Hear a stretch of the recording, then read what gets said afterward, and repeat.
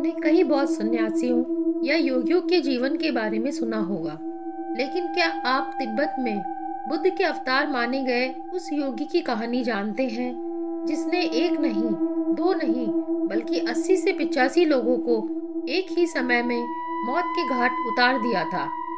इतनी सारी हत्याओं के बाद वह कैसे आध्यात्म की इस चरम अवस्था तक पहुंचा कि न केवल महान योगी बल्कि उसे तिब्बत में बुद्ध का अवतार तक कहा गया। यही नहीं, जिस गुरु से ज्ञान पाने के लिए उसने पूरा जीवन लगा दिया, अंत में वही गुरु उसका शिष्य बन गया। यह अद्भुत रहस्यमयी कहानी आपको जरूर सुननी चाहिए।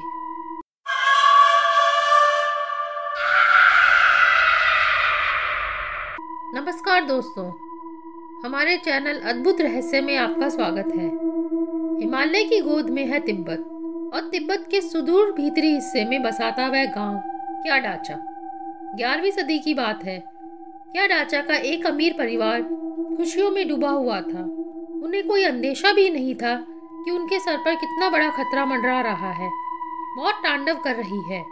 वास्तव में उस परिवार के मुखिया के बेटे की आज शादी थी।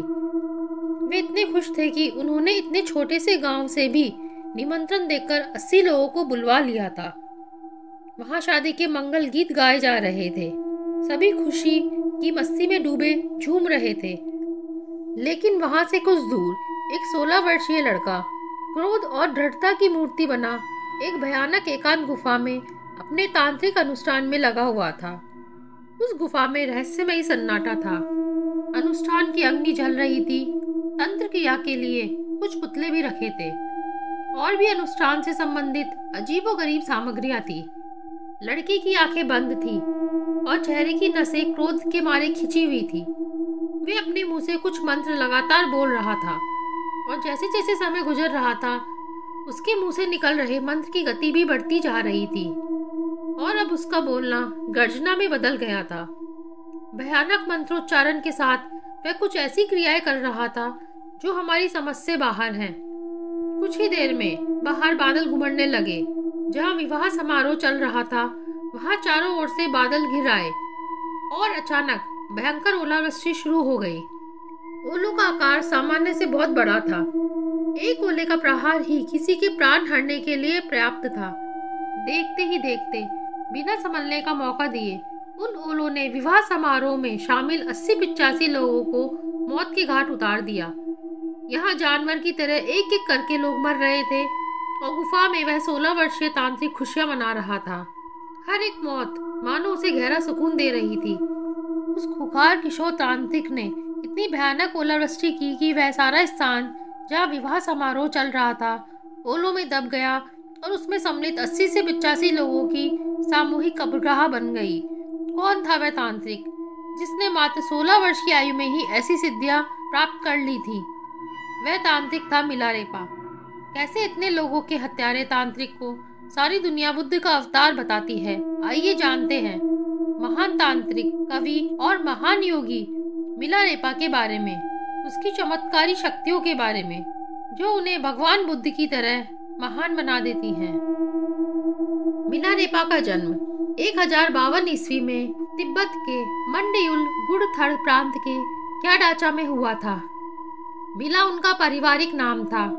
पिता मिला शेषरब ग्यलछन और माता अंछा करेगन थी। एक 4 साल छोटी बहन पेटा गोनकिद थी। मिला परिवार अपने क्षेत्र में अत्यधिक संपन्न परिवार था। मिलारेपा जब 7 वर्ष के थे तब उनके पिता की मृत्यु हो गई। मिलारेपा के चाचा ने मिलारेपा की मां को समझाया कि वे अपने छोटे बच्चों के साथ उनके घर पर रहे। चाचा ने वादा किया कि वह दोनों बच्चों की और उसकी संपत्ति की देखभाल करेगा और जब मिलारेपा बड़ा हो जाएगा तो वह उनकी सारी संपत्ति मिलारेपा को सौंप देगा। चाचा ने अनेकों वादे कर मिलारेपा की मां को मना लिया और तीनों को अपने साथ अपने घर ले आया। शुरुआत में उसने उन लोगों के साथ बहुत अच्छा व्यवहार किया, लेकिन कुछ समय में ही उसके व्यवहार में बहुत परिवर्तन आ गया। वह उनसे नौकरों की तरह काम लेने लगा। कहते हैं वह उनसे गधे से ज्यादा काम लेता था, लेकिन भोजन कुत्ते से भी बदतर देता था। एक और कथा के अनुसार कहते हैं मिलारेपा की बुआ भी उसके चाचा की जैसी ही थी और वह भी इन सबके साथ बहुत क्रूरतापूर्ण व्यवहार करती थी।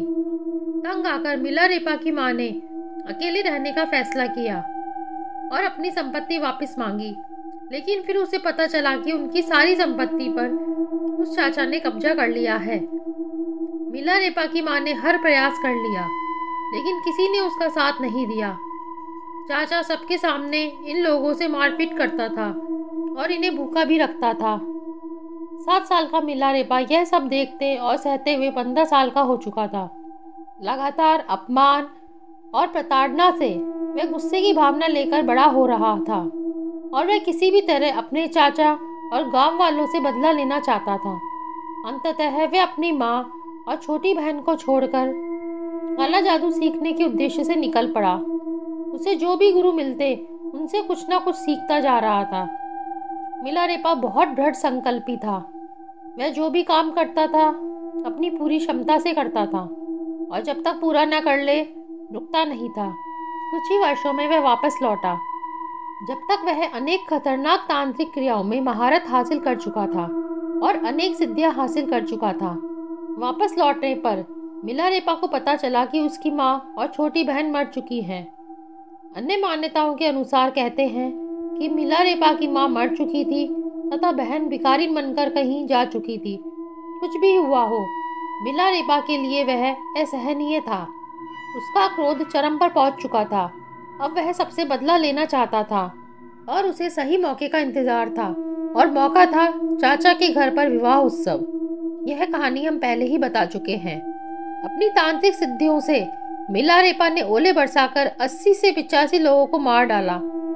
इससे मिलारेपा को बहुत संतुष्टि मिली। बदला पूरा हो जाने पर मिलारेपा अपनी साधना में लग गया, लेकिन उसे महसूस हुआ कि अभी भी उसका मन शांत नहीं है। उसे अपनी आत्मा पर एक बोझ महसूस होता था। हत्याओं के बाद मिलारेपा अशांत रहने लगा। उसे पाप का भार महसूस होता था। वह उससे मुक्त होना चाहता था। मिलारेपा को लगता था कि उसने गलत किया, उसे उन्हें क्षमा कर देना चाहिए था। अपनी ग्लानि पश्चाताप में डूबा मिलारेपा एक गुरु की तलाश में निकला जो उसे मुक्ति दिला दे, जो उसे शांति दे। तांत्रिक क्रिया में उसका मन नहीं लग रहा था। वह मोक्ष चाहता था, लेकिन इसी जीवन में। उसे अनेक गुरु मिले, लेकिन सबने ईमानदारी से स्वीकार किया कि इस जीवन में वह उसे मोक्ष दिला दे ऐसी शक्ति उनमें नहीं है। मिलारेपा दर दर भटकता रहा। फिर उसे पता चला कि मरपा नामक एक संत हैं जो उसे वह सब दे सकते हैं जो उसे चाहिए। मरपा भारतीय महासिद्ध नरोपा के शिष्य थे, लेकिन गुरु मरपा की कृपा इन्हें आसानी से प्राप्त नहीं हुई थी। मरपा ने इनकी अनेक प्रकार से परीक्षा ली। वह पूरी स्टोरी हम आपको इस वीडियो के अगले भाग में सुनाएंगे, तो आप हमारे साथ बने रहें। और आपको हमारा वीडियो कैसा लगा हमें कमेंट बॉक्स में ज़रूर बताएं। हमारे चैनल को सब्सक्राइब करें और घंटी का आइकन ज़रूर दबा दें ताकि हमारे आने वाले वीडियोस के नोटिफिकेशन आपको मिलते रहें। तो दोस्तों, मिलते हैं मिलारेपा की कहानी के अगले भाग के साथ। धन्यवाद।